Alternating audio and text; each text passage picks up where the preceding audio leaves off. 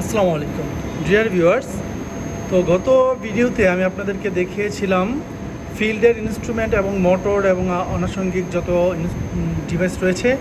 তো আজকে আমি দেখাবো আমাদের এফএল স্মিথের ফিস্টার যেই কন্ট্রোলারটি বা এইচএমআইটি রয়েছে, এই এইচএমআই এর সকল মেনুর স্ট্যাটাস। তো প্রথমে আমরা দেখি এখানে কি আছে, যে হেলদি। এখানে যদি কোনো ফল্ট আসে তাহলে এখানে থাকবে, তখন আমরা এখান থেকে দেখতে পারবো। যদি আমি আপনাদেরকে যে এটাতে দেখাই, দেখেন এখানে একটা ওয়ার্নিং লেখা আছে। এখন চাপ দিলে আমি দেখতে পারবো যে এখানে কি ওয়ার্নিং রয়েছে, LC1 ওভারলোড। তখন আমরা রিসেট করে দিই, বেশ রিসেট করে দিলে ফল্ট রিসেট হেলদি, তখন আর কিছু আসবে না। তো আমরা এখন আবার এটাতে চলে আসি যে কমান্ডের মধ্যে আমরা কী দেখতে পারবো। এখানে দেখেন remote, gravimetric mode, field enable. তো এখানে দেখেন আমি যদি গ্রাভিমেট্রিক মোড, ভলিউমেট্রিক মোডটা চেঞ্জ করতে চাই তাহলে এখানে চাপ দেব। তারপরে টোটালাইজার 1 রিসেট করতে চাইলে যে রিসেট টোটালাইজার 1 যদি টিপ দেই তাহলে এখানে দেখেন যে টোটালাইজার 1 রিসেটের অপশন আসবে। আমরা ব্যাকে চলে আসি, কমান্ড, তারপর হচ্ছে ইনভার্টার ভিউ। এটা হচ্ছে ইনভার্টার ভিউ, ইনভার্টার 1, যে স্পিড কত, কারেন্ট কত, টর্ক কত, এখানে আমরা দেখতে পারবো। বেচ মোড, এখান থেকে আমরা বেচ মোড দেখতে পারবো। বেচ মোড সিলেকশন সবগুলোই এটা ডিসেবল করা আছে। এটা কি, এটা যদি আমরা দেখতে চাই যে batch mode selection, enable and disable the batch mode operation, the target quantity TPH to set the reference value to for the wedge after the target quantity, এটা আমাদের ডিসেবল করা আছে। তো এই হলো আমাদের আপনার। যদি নেক্সটে যাই, এখানে একটা হচ্ছে এরিয়েশন অন অফ, আমাদের এইগুলো নেই। তো এটা হলো কমান্ডে। আমরা মেনুতে যাব। মেনুতে যাওয়ার ক্ষেত্রে এখানে দেখেন 3টি পাসওয়ার্ডের অপশন আছে। আমার আরেকটি ভিডিওতে আপনারা পাসওয়ার্ড কীভাবে ক্যালকুলেশন করতে হয় সেটা জেনে যাবেন। আমরা অ্যাডমিনে যাব। অ্যাডমিনে যে আমরা পাসওয়ার্ড দিচ্ছি 87802, এটা হলো আজকের পাসওয়ার্ড। তারপর আমরা এখন এন্টারে যাব। এন্টারে যাওয়ার পর আপনাদের আমি দেখাবো প্রথমে কমিশনিংয়ে দেখেন প্রথমে কি রয়েছে, এটা কি ব্রাইটনেস, এখানে কত % ব্রাইটনেস আছে সেটা দেখতে পারবো। এখানে যদি আমরা হেল্প বাটনে ক্লিক করি তাহলে কমিশনিংয়ের কী কাজ কি বিস্তারিত এখানে বলে দিবে। তো আমরা এক এক করে ভিতরে যাই এবং দেখি। প্রথমে যে ওয়েভ ফিডার 1.1, ওয়েভ ফিডারে কী কী রয়েছে দেখেন। রেগুলেশন ইম্পালস সেট, আপনি যদি এটা কী সেটা জানতে চান তো এখানে পাশে যদি আপনি কি টিক দেন তাহলে আপনি এটা ডিটেলসটা এখানে চলে আসবে, যে রেগুলেশন পালস বিস্তারিত এখানে চলে আসবে। স্পিড কনস্ট্যান্ট স্পিড রেট হলো এত দেওয়া আছে, বাকিগুলো ডিসেবল আছে। ম্যাক্সিমাম ফিড রেট হতে পারবে 110।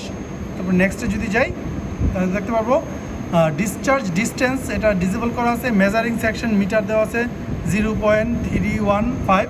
এই 0.315 মানে 41.23, এটা কি, এটা যদি আপনি এখানে যান দেখতে পারবেন এই যে measuring section, length of the area where metal mass is measured only applicable for belt weigh feeders, মানে যে কতটুকু বেল্টের উপরে আপনার ম্যাটেরিয়ালগুলা রাখা মানে আছে মানে থাকে, সেটা বোঝায় হলো আপনার এই যে মেজারিং সেকশনে। তারপরে হলো নমিনাল লোড। আমি যদি এখানে যাই, যে নমিনাল লোড কেজিতে নমিনাল লোড কত দেখাচ্ছে, কত থাকবে 139.21। এটা মানে কি, যদি আমি যাই এখানে যাই আমরা দেখতে পারবো নমিনাল লোড, যে this load value serve as a reference for the relative display of the load relevant data such as load, মানে লোড কত থাকবে এটা হলো এটা সেখানে দেখাবে। তারপর স্কেল লিভারেজ 0.4, চ্যাকওয়েট লিভারেজ, তারপর নমিনাল রোটেশন টাইম, মানে রোটেশন সময়টা কতটুকু লাগে এটা হলো ওইটা, মানে একটা সার্কেল কমপ্লিট হইতে। তা আপনাদের আমি যদি এখানে আবারও দেখাই, দেখেন nominal rotation time that conveyor need for 1 rotation at maximum speed, মানে ম্যাক্সিমাম স্পিডের একটা রোটেশন হতে যতটুকু সময় লাগে এটা সেটাকে বোঝায়। আমরা যাই নেক্সট যে প্যারামিটারগুলো আছে, ম্যাক্সিমাম ডাইনামিক 0 10, দেখেন এখানে কি ডাইনামিক 0 এখানে বিস্তারিত লেখা আছে। তারপর চ্যাকওয়েট হলো কেজিতে 10.840। আমরা দেখি চ্যাকওয়েট কি, weight value of the check weight that is used for the theoretical calibration of the weigh feeder, মানে ওয়েভ ফিডারটা যখন আমরা ক্যালিব্রেশন করি, চ্যাকওয়েট ক্যালিব্রেশন যখন করি তখন আমাদের এই পরিমাণ ওয়েট দিতে হয়, বা আমরা যেই ওয়েটটা দিই এটা এখানে ওই ওয়েটটা দিয়ে দিতে হবে। তারপর হলো এডিট করে দিতে হবে। ম্যাক্সিমাম স্পিড বা আরপিএম, এটা হলো আমাদের যে ওয়েভ ফিডারটা ম্যাক্সিমাম কত স্পিডে চলতে পারবে এটা হলো সেটা। আর ম্যাক্সিমাম স্পিড যে লিমিট রয়েছে, লিমিটটা হলো 1523। তারপরে হলো ইনক্রিমেন্ট জিরো কারেকশন।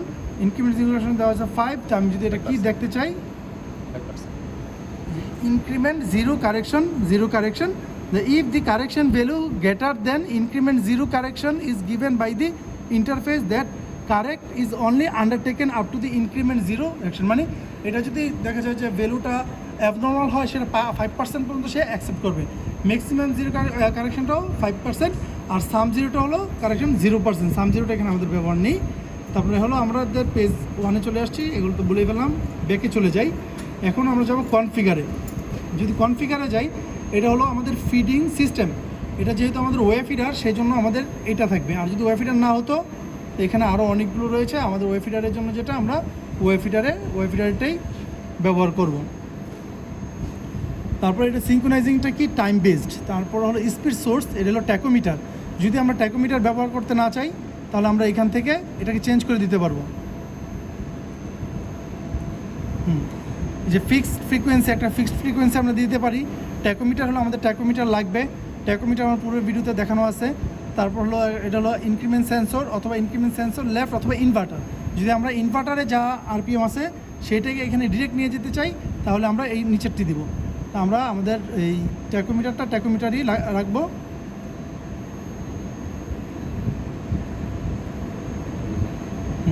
ট্যাকোমিটারই লাগবো। আর এখান থেকে ইন্টারফেস, এটা হলো কমিউনিকেশন ইন্টারফেস। এটা আপনি এখানে ক্লিক করলেই দেখতে পারবেন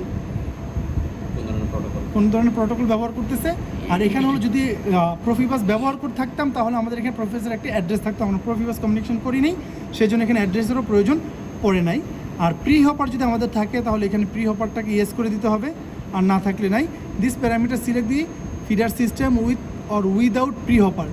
প্রি হপার যদি আমরা ইয়েস দেই, তাহলে এটার সাথে লোড সেল ইত্যাদির কানেকশনের অপশন চলে আসবে। তো সবাই জানেই, না জানলে ভিডিও দেখার দরকার নেই। তারপর হলো নেক্সট হলো ফিডার ভেরিয়েন্ট কি, নান আছে, এগুলো আমাদের কোনো ব্যবহার নেই, ডিজেবল আছে। তো আমরা ব্যাকে চলে আসি। এবার হলো আমাদের মেজারিং ফাংশন হলো আমাদের কীভাবে আমরা মেজারিং করতেছি। লোড সেল 1 MF1 লোডিং, এটা সিলেক্ট করতে হবে লোড সেল 1-এর জন্য। আর যদি নান করি, তাহলে নান। আমাদের লোড সেল 1 থাকবে, লোড সেল 2 নান। আমাদের একটি লোড সেল ব্যবহার করা হয়। ইনপুট মিলিভোল্ট লোড সেলের হলো 41.48। তারপর ডেড লোড কম্প্রেশন ডিজেবল আছে। ডেড লোড 0.0, ক্যালিব্রেশন ফ্যাক্টর আর ক্যালিব্রেশন কারেকশন। এটা হলো লোড সেলকে যদি আমরা ওই মিলিভোল্টের ক্যালিব্রেশন করতে চাই, সেই ক্ষেত্রে এখানে আমরা ব্যবহার করতে পারবো। এখানে ডিজেবল করা আছে। আপনার এখানে থাকলে এখানে ডিটেলসটা থাকে, এখানে দেখতে পারবেন। Correction to the calibration from dynamic calibration. দ্বিতীয়ত যদি ইনপুট ভোল্টেজ আমাদের 41.48 LC 3 input voltage, load cell 3 input voltage যদি আমাদের লোড সেল নাই, তো ডেড লোড এটা হলো বিনের জন্য লাগে, যদি এর সাথে বিন যদি বিন থাকে। তো এই হলো, আমরা এখন ব্যাকে চলে আসবো। তারপরে আমাদের প্রি হপার নাই, এই জন্য এটা ডিসেবল হয়ে গেছে। আমরা যদি এখানে প্রি হপার ইয়েস দিতাম, তাহলে এটা এনেবল হতো। প্রি ফিড সেম একইভাবে। এখন হলো ইন্টারফেসের জন্য আমাদের দেখেন নাম্বার অফ ইনভার্টার 0। তারপর হলো ইনভার্টার 1 টাইপ নাই, মানে এনএ, আর inverter 2 NA. Number of IO 2টা, নাম্বার অফ ডিও 2টা, number of AI none, number of DI infield নাই। আর বাকিটা হলো ডিজেবল করা আছে। তো আপনারা এই যে ফিল্ড বাস সোয়াইপ ডিজেবল করা আছে। তো আমরা ব্যাকে চলে যাই। এখন হলো আমাদের সিস্টেম কন্ট্রোল যদি যাই, এটা হলো রিমোট লোকাল সিলেকশন এক্সটার্নাল। মানে কি? এক্সটার্নাল মানে হলো ইন্টারনাল মিনস, দেখেন, use to control remote local. Internal means it can be change from the HMI and external means by the PLC। তা আমাদের এটার এই রিমোট লোকালটা আমরা PLC থেকে করি, এই জন্য এটা হলো এক্সটার্নাল রয়েছে। তারপর হলো control source in remote hardware. মানে কি, আমি যদি দেখতে চাই, control source in remote is use to set the control of the system operation in remote mode. Hardware means control through digital input. তো আমরা হার্ডওয়্যার মিনস হলো আমাদের ডিজিটাল ইনপুটের মাধ্যমে আমরা এটাকে সিলেকশন করে দেই হার্ডওয়্যার মানে কন্ট্রোল সোর্সটা রিমোটে যাবে কিনা। তারপর হলো গ্রাভিমেট্রিক আর ভলিউমেট্রিক মোডটা হলো ইন্টারনাল। এর মানে কি? এর মানে হলো selection internal means it can be change from HMI। মানে আমাদের ভলিউমেট্রিক আর গ্রাভিমেট্রিক মোডটা আমরা HMI এর মাধ্যমে সিলেক্ট করি। তারপর হলো start stop type in remote level. এটা মানে কি দেখেন, যে start stop type remote mode level type means start input high then feeder on, মানে স্টার্ট ইনপুটটা যখন পাওয়ার আসবে সাথে সাথে ফিডারটা অন হবে, এটাই হলো লেভেল। তারপরে ফিল্ড পারমিশন ফোর্স এনেবল, মানে কি যদি দেখতে চান আপনার এই প্রশ্ন থেকে গেলে field permission load enable field permission is used to set control. Internal means it can be used for HMI and external means by the PLC. Field permission টা force enable, মানে এখান থেকে enable করতে হবে। Separator start stop in remote এটা আমাদের নাই। Field switch selection yes, control source in field hardware, মানে হলো ডিজিটাল ইনপুটের মাধ্যমে। তারপর আমরা যদি ব্যাকে চলে আসি, আমাদের এখন সিস্টেম টাইপ হলো জেডিসি কন্ট্রোলার, সেই জন্য এখানে জেডিসি সিলেক্ট করা হয়েছে, আর এটা হচ্ছে ম্যাক অ্যাড্রেস। আপনি যদি এই প্রশ্ন থেকে যান এখানে আরও সব কিছু জানতে পারবেন।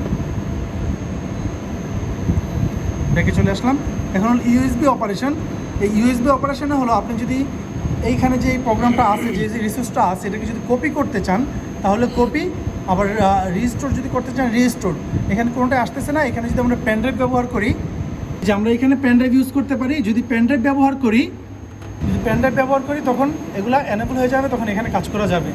আর ডিচার্জটা এখানে প্রশ্নতে আপনার এখানেই দেওয়াই আছে। তারপর হচ্ছে ইউএসবি অপারেশনস, আমরা অলরেডি ইউএসবি অপারেশন সম্পর্কে বললাম।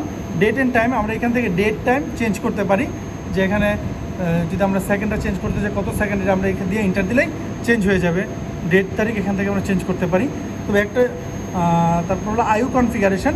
এখানে যদি আইউ ডেফিনেশন দেখি, এ হলো এআইও আছে আপনার একটা দুইটা এআইও আছে। যদি আপনাদেরকে দেখাতে চাই, জেডিসির ডিটেলস নিয়ে আপনাদেরকে পরে আরেকটি ভিডিওতে আলোচনা করবো। এই যে এআই একটি, আরেকটি হলো এআই দুটি, ওইটাতে দুটি এআই রয়েছে।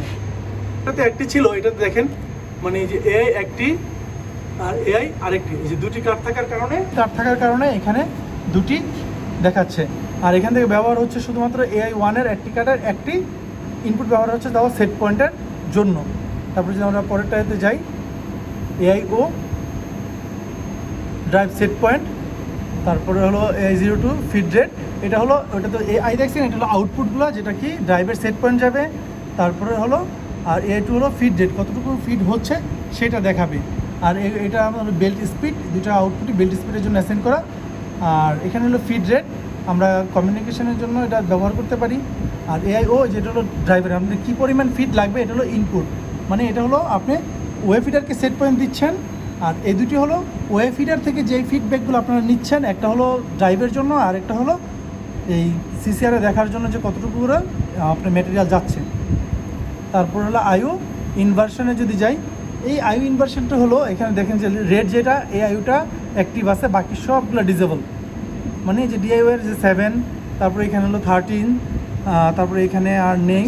নেক্সটে যদি যাই, নেক্সটে এই যে এখানে 8 নাম্বার, এখানে হলো 15, 16 আর নাই, বাকিগুলো ডিজেবল করা আছে। আপনার ডিটেলসটা যদি দেখতে চান, যে এখানে যদি ক্লিক করেন এখানে সব বলা আছে যে on off switch, green LED indicate inversion is disable and red LED indicate inversion is enable.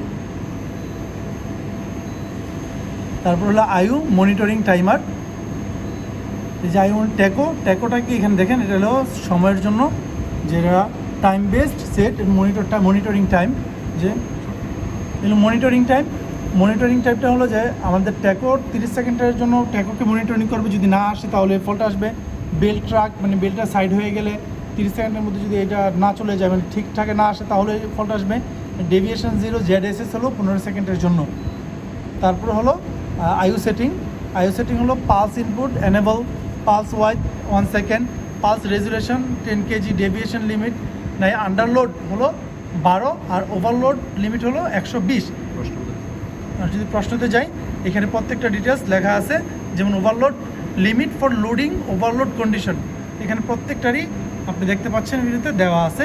আমি প্রত্যেকটি পরে ভিডিও আর লম্বা করতে চাচ্ছি না, আমি এতে চলে গেলাম। এখন হলো আমরা তো অলরেডি আইও সেটিং দেখে ফেলেছি, তো এখন হলো আউটপুট স্কেলিং। যে আউটপুট স্কেলিংয়ের মধ্যে এআই 0 আউটপুট এগুলোর সম্পর্কে আপনি যদি এখানে দেখেন, এখানে দেওয়া আছে note analog output scale can be set to 0 if set, মানে এটা হলো যদি আমি এটা 0 থেকে 100 স্কেলিং করতে চাই তাহলে 1 দিতে হবে, আর যদি 0 থেকে 200% স্কেলিং করতে চাই 0.5 দিতে হবে। তবে 1 মানে 0 দেওয়া যাবে না, 0 দিলে এটা অটোমেটিকলি 1 নিয়ে নেবে, তার মানে 0 থেকে 100 এই স্কেলিংয়ে আমাদের আউটপুটগুলো রয়েছে। তারপর আমরা এখান থেকে যদি ব্যাকে চলে আসি, শর্টকাট, এই শর্টকাটে হলো আমাদের যে প্যারামিটারগুলো দেখলাম ওই প্যারামিটারে যেমন একটাতে যদি ঢুকতে চাই আমরা শর্টকাটে এখানে ঢুকতে পারবো, এটা তেমন কোনো কিছুই না। হলো কমিশনিং পার্ট, মেনটেন্যান্স পার্টটি হলো দ্বিতীয় পার্টে, যদিও ভিডিওগুলো অনেক বড় হয়ে যাবে তাই আমি এক পার্টে দিতে পারছি না, তো মেনটেন্যান্সেরগুলো আমি দ্বিতীয় পার্টে দিয়ে দেবো।